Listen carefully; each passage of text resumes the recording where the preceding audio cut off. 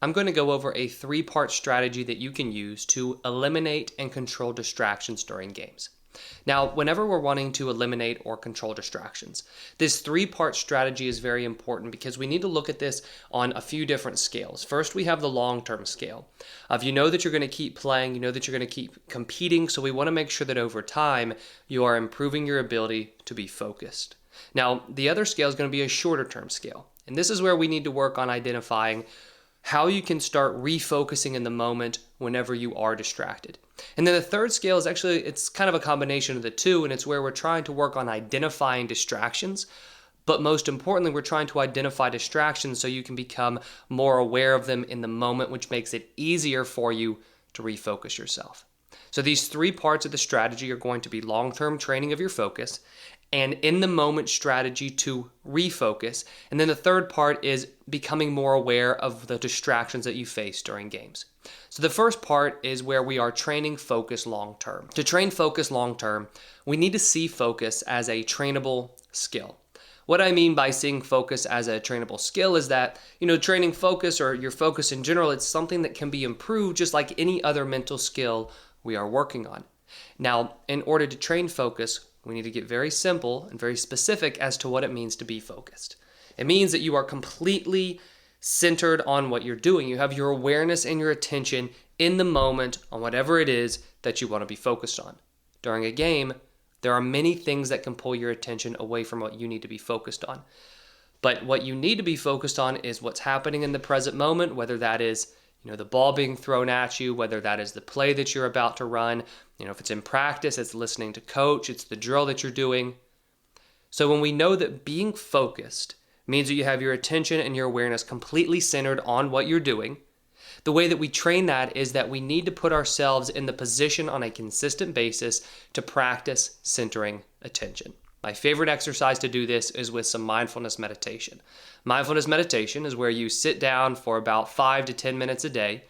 You close your eyes, you focus on your breathing, and as your mind starts to drift and you begin to think about different things, you return your attention back onto your breath. That right there is training focus in two different ways, and one of them is, you're training how long you can retain your attention on the present moment, so focus on your breath. But something else you're training is the ability to notice that your attention is drifting. So notice that you're becoming distracted and start controlling it a little bit better. Being able to pull it back to being focused on that breath. Because during games, you're going to experience different thoughts, different distractions, whether it's a past mistake that you've made or whether it's the other team. And you need to be able to notice whenever your thoughts start to become, fixed on those other things and bring them back into the present moment. So that's going to be the first part of this strategy. Use some mindfulness meditation to train focus long term. Now, one more thing I will say on that is that you need to stay extremely consistent with this. Aim for about 5 to 10 minutes a day. Do this consistently, and you need to say you're going to be doing this for an extended period of time for you to really see the benefits of it. Now, that ties into this next part of the strategy, which is what can you do more in the moment? More in the moment, you want to make sure that you have a strategy in place to refocus. Now, this strategy to refocus is going to be broken up into 3 different parts. One of them is going to be to use some self-talk. You want to make sure that you are practicing self-talk and you are using self-talk during a game to always make sure that you are, reminding yourself to be focused on what you need to be focused on. It might be as simple as repeating to yourself over and over again, let that go, let that go, let that go. I got to focus on this next play. That's something I was talking to a baseball player about yesterday when he was telling me that he was in a game and, he struck out his first at bat, and the reason that he was able to bounce back and he ended up having a single, a home run, and a double after that for his next 3 at bats is because after the first one, he kept telling himself, I got to let it go, got to let it go, got to let it go, got to refocus. And so that self-talk he was having helped him refocus. Something else that you want to make sure you're doing for games is you want to set objectives for games. Objectives are very simple pieces of the process of your game that you can focus on. An example would be focusing on staying low in your defensive stance as a basketball player. Another one might be focusing on moving your feet as a tennis player. These objectives are very simple parts of your game that you can control that help you center your attention on what you're doing. It's not about setting the objective of, I need to ace 3 serves today and I need to make sure that I get 2 hits and score 10 points. Those aren't the objectives because those happen in the future. You don't want to be focused on what's happening in the future, otherwise you're not as focused as you need to be. And a big distraction that you might face during games is this thinking about the future.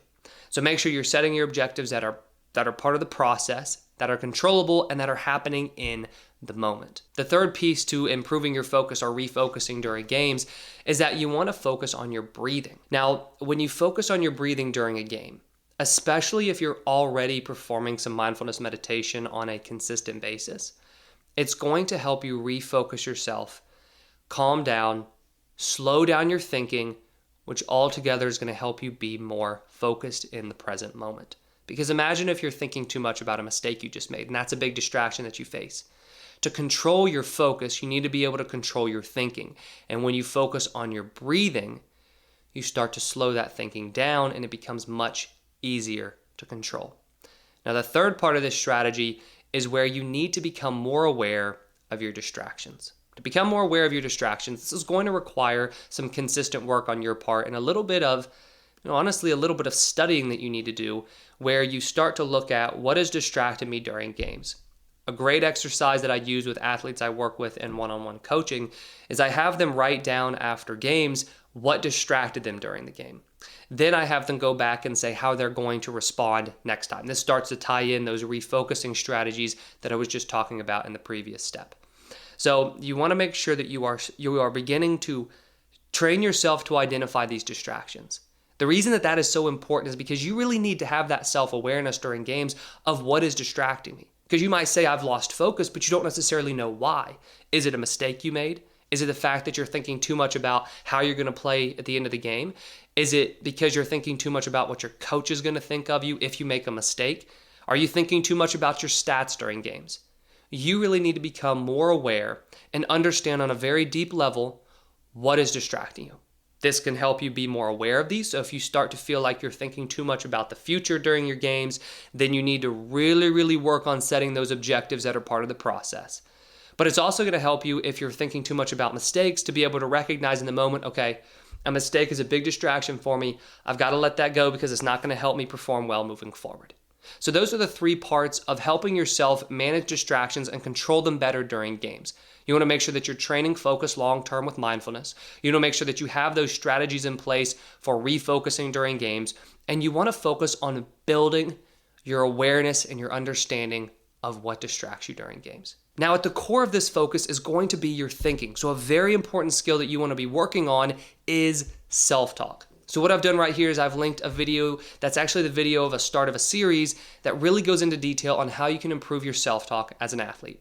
I hope you enjoyed this video, and if you did, please hit that like button and subscribe if you haven't already. I put out new videos each week on sports psychology and mental training.